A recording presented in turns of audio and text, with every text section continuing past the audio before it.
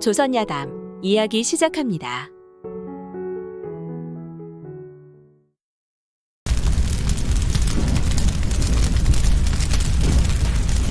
옛날 옛적 시골 어느 마을에 세 친구가 살았습니다. 이들은 어릴 적부터 서당에서 함께 동문수학하며 우애 좋게 지냈죠. 하루는 글 공부를 마친 세 친구가 냇가에 모여 앉아서는 각자의 장래에 대한 이야기를 나누다 가장 공부를 잘하는 친구가 먼저 말했습니다. 나는 반드시 과거에 급제하여 조정으로 들어가 임금께 충성을 다하고 백성을 윤택하게 하여 가문을 빛내 후대에 내 이름을 길이 남길 것이네. 자네들 생각은 어떠한가? 그 말을 듣자 두 친구는 머뭇거리다 먼저 한 친구가 이야기했죠. 글쎄 자네의 뜻은 그럴지 모르나 나는 벼슬에는 관심이 없네. 그저 고향 땅에서 부인도 얻고 자식도 얻어 무탈하게 평생을 보내는 것이 소원이라네. 그런데 나머지 한 친구는 아무 말이 없었습니다. 자네는 왜 한마디도 하지 않는가? 나는 입신양명이니 유유자적한 삶에는 관심이 없네. 그냥 홀로 생각하고 있는 것이 있으니 묻지 말게나. 두 친구는 묻지 말라니 더 궁금하지 않았겠습니까? 그래 얼르고 달래 억지로 물으니 마지못해 대답했죠. 나는 이 작은 나라에 그것도 구석진 시골 마을에서 태어난 것이 늘 안타깝기만 하다네. 어디를 둘러보아도 정이 가질 않고 양반이니 백정이니 하는 것도 마음에 들지 않는다네. 나는 그저 마음 내키는 대로 살아보려 하네. 큰 도적대의 우두머리가 되어 깊은 산골에 살면서 수만의 무리를 거느리고 부패하고 의롭지 못한 자들의 재물을 빼앗아 살고도 싶네. 문 안에는 임금이 살지만 깊은 산속에서는 내가 임금처럼 노래하는 소리꾼과 춤 잘 추는 무희를 거느리며 산의 진미도 마음껏 먹을 것이네. 허허, 이보게. 지금 도적의 우두머리가 되겠다는 소리인가? 두 친구는 껄껄 웃으며 무슨 헛소리를 짓거리냐며 꾸중을 했지요. 그렇게 강산도 변한다는 10년의 세월이 흘렀습니다. 입신양명의 꿈을 품었던 친구는 그 뜻대로 과거에 급제하여 황해도 관찰사가 되었고, 고향에서 편안히 살고 싶다는 친구는 그 뜻대로 고향에서 혼인도 하고 자식도 낳아 살았지만 가난하여 늙기니 걱정인 선비였습니다. 그런데 도둑의 두목이 되겠다는 친구는 소식이 끊겨 어디서 무엇을 하고 사는지 아무도 알지를 못했습니다. 하루는 고향에 살고 있던 친구가 식솔들이 굶기를 밥 먹듯 하니 친구인 황해도 관찰사에게 돈이라도 좀 빌려볼 요량으로 거지와 다름없는 차림으로 길을 떠났습니다. 옛 친구가 감사가 되었으니 옛정을 생각하여 도움을 얻을 수 있지 않나 싶었던 것이죠. 그렇게 몇 날을 가 황해도 땅에 이르렀을 때였습니다. 갑자기 말 발굽 소리가 들리더니 한 사내가 말을 끌고 와서는 말하는 것입니다. 소인은 감사님의 명을 받고 이곳에서 기다린 지 오래입니다. 이 말을 타고 저와 함께 가시지요. 아니 그 친구가 어찌 내 오는 것을 알고 이리 사람을 보냈단 말이오? 다 가보시면 알게 되실 것입니다.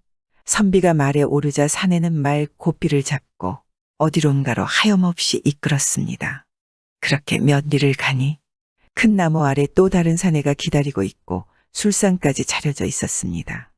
안 그래도 시장하던 차에 옳다커니 하고 술과 안주를 먹고는 다시 말을 타고 길을 갔습니다. 선비가 이상하여 물어보았지만 사내는 여전히 가보면 알 거라며 똑같은 대답을 할 뿐이었습니다. 말은 점점 더 깊은 산중으로 이끌려 들어가니 선비는 무섭기만 하였습니다. 대체 얼마만큼 더 가야 하는 것이오? 거의 다 왔습니다. 저 앞을 보시지요. 사내의 말에 선비가 앞을 보니 깊은 산 가운데 인가가 즐비한 게 아니겠습니까? 그리고 마을로 들어가 붉은 대문 앞에 말이 섰습니다.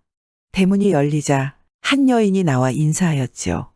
오래 기다렸사옵니다. 어서 드시지요. 여인의 모습은 정말이지 아름다웠습니다. 양귀비가 있다 한들 지금 눈앞에 여인만큼 황홀하게 아름다울까요? 선비는 홀린 듯 여인을 따라 안으로 들어갔지요. 중문을 3개나 지나 뜰로 들어가니 한 사내가 서 있었습니다.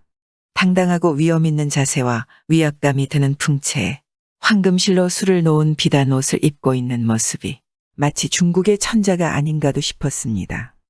선비는 그 모습에 압도되어 저도 모르게 절을 하였지요.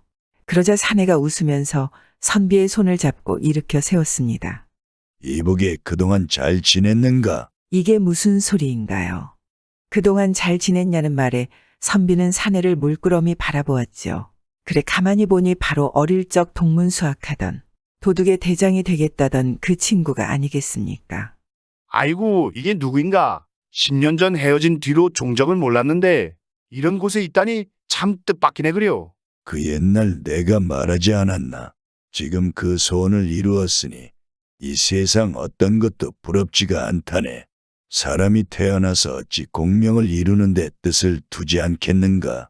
그러나 그 운명이 다른 사람의 손에 달려 있어. 팔이나 개처럼 굽실거리며 평생을 살다가 조금이라도 실수를 하면 죽임을 당해 그 시체는 아무데나 버려지고 처자는 노비가 되니 이 어찌 바람직한 세상이라 하겠는가.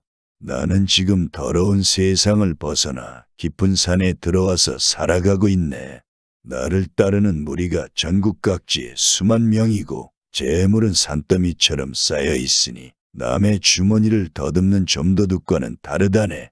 나의 부하들은 팔도에 두루 흩어져 탐과 놀이의 재물을 반드시 빼앗으니 권세와 부귀가 왕이나 재상보다 못하지 않네.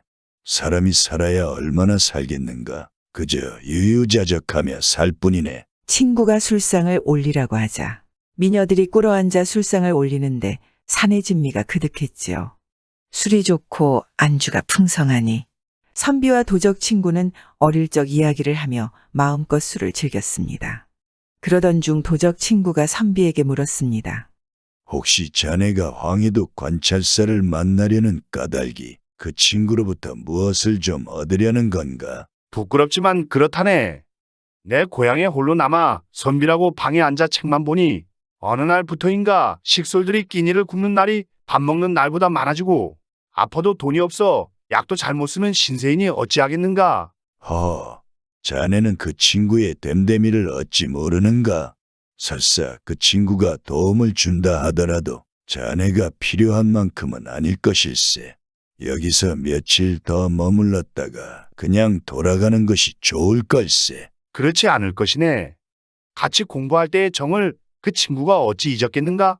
괜히 가서 낙담하지 말고 내가 더 많은 돈을 줄 테니 가지 말게나. 그러나 선비는 끝까지 그 충고를 듣지 않았습니다.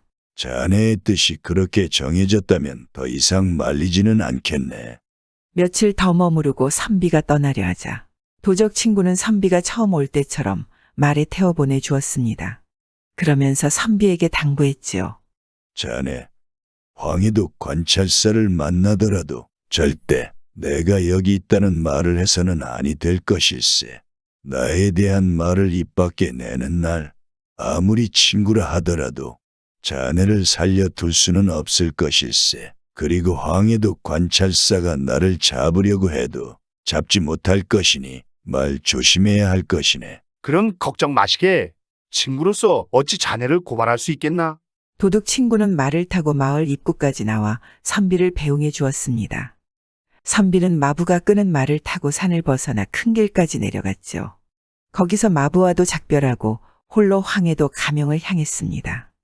한참을 걸어 황해도 가명에 도착한 선비는 자기가 한 약속과는 달리 감사를 만나자마자 낮은 소리로 도적 친구를 밀고 했습니다. 이복의 자네는 소시적에 함께 공부하던 그 친구가 어디 있는지 아시는가? 그때 한양으로 과거를 보러 떠난 이후로는 전혀 소식을 듣지 못하였지. 그래 자네는 그 친구 소식을 아는가? 지금 자네 관할인 황해도 도내에 있는데 큰 도적이 되었다네. 원래 그 친구 소원이 도적이 되는 거 아니었는가? 그 친구에게 수만 명의 수하가 있다는데 지금은 모두 각처에 흩어져 있다 하더군. 지금 그 옆에 있는 졸개들은 많지 않고 모두 오합지졸이니 내게 날래고 용맹한 병사 수십 명만 빌려주면 당장 잡아서 가명으로 데려오겠네. 그 말을 들은 감사가 웃으며 말했습니다.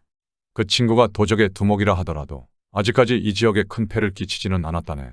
또 자네의 용기와 지략으로는 그 친구를 감당하지 못할 것 같은데 왜 공연히 화를 자초하려 하는가? 자네는 여기서 그냥 쉬다가 돌아가게나. 그러자 선비가 발끈 성을 내며 말했죠. 큰 도적이 도내에 있는데 이곳을 다스리는 자네가 알고도 잡지 않아 도적에게 백성들이 화를 입는다면 그 책임은 누구에게 돌아가겠나? 자네가 내 말에 따르지 않는다면 내가 한양으로 가서 의금부에 자네의 반역을 고발하겠네.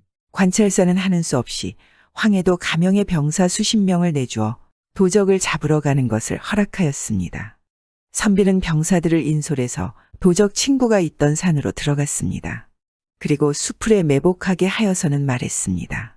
내가 먼저 들어갈 테니 너희는 잠시 기다려라. 그렇게 선비가 조금 걸어가니 저번에 말을 끌고 와 맞이해 주었던 사람이 다시 나와 있었습니다. 선비는 옳다커니하고 다가가 하는 척했지요. 그러자 산에는 도적 친구가 선비를 모시고 오라 하여 나와 있다고 하였습니다. 선비는 사내가 전처럼 말을 끌고 오지 않은 것이 이상했지만 뒤에 수십의 군사가 있으니 안심하고 사내를 따라갔습니다. 그렇게 한참을 걸어가는데 갑자기 어디선가 북소리가 들리더니 잡아라 하는 외침과 함께 수많은 도적이 달려들어 선비를 밧줄로 꽁꽁 묶고는 끌고 갔습니다. 선비는 숨도 제대로 고르지 못한 채 끌려가 도적 친구를 우러러보았지요. 도적 친구는 잔뜩 화가 나 꾸짖었습니다. 자네가 무슨 낯으로 나를 그리 보는가? 아니, 내가 무슨 죄를 지었다고 이렇게 무례하게 대하는가? 내가 경고하지 않았던가? 내가 황해도 가명에 가서 얻어낼 수 있는 것이 많지 않을 거라고. 그런데도 꾸역꾸역 그곳에 가고자 하였으니 천치 바보라도 너의 속셈을 알아차릴 것이다. 너는 나의 이를 황해도 가명에 발설하였으니 떠날 때 나와 한 약속을 어기고 나를 배반했다.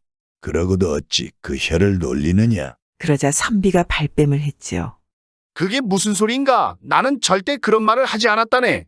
자네는 어디에서 잘못된 소문을 듣고 나를 의심하는가? 그 말이 끝나기 무섭게 도적 친구가 졸개들에게 호령하였습니다.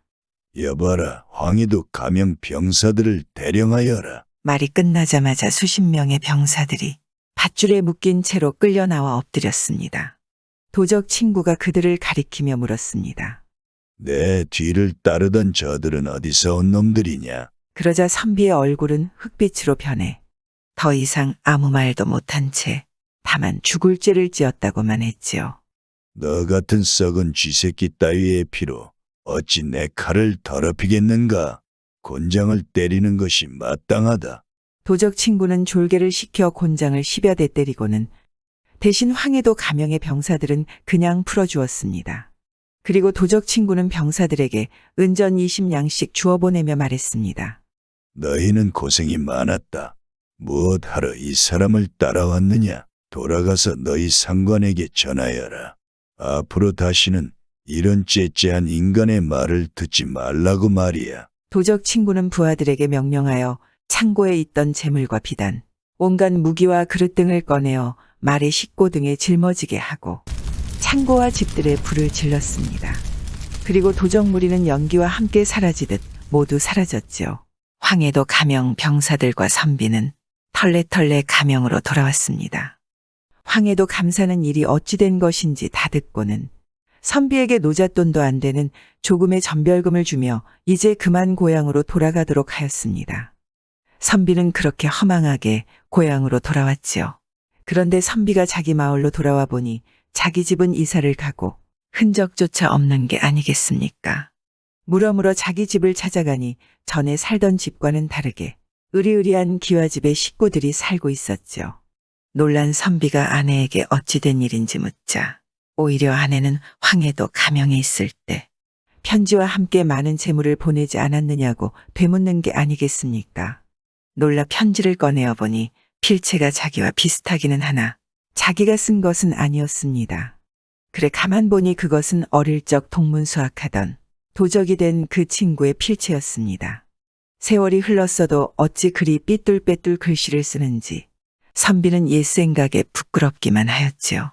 참, 사람은 은혜를 알고 염치를 알아야 하는데 그러지 못했으니 저리 망신을 당하는가 봅니다. 배고프니 염치가 없어지고 은혜를 모르기도 하겠지만 때로는 은혜를 모르고 염치가 없으니 배고픈 것인지도 모르겠습니다. 구독과 좋아요와 함께 오늘도 좋은 날 되세요.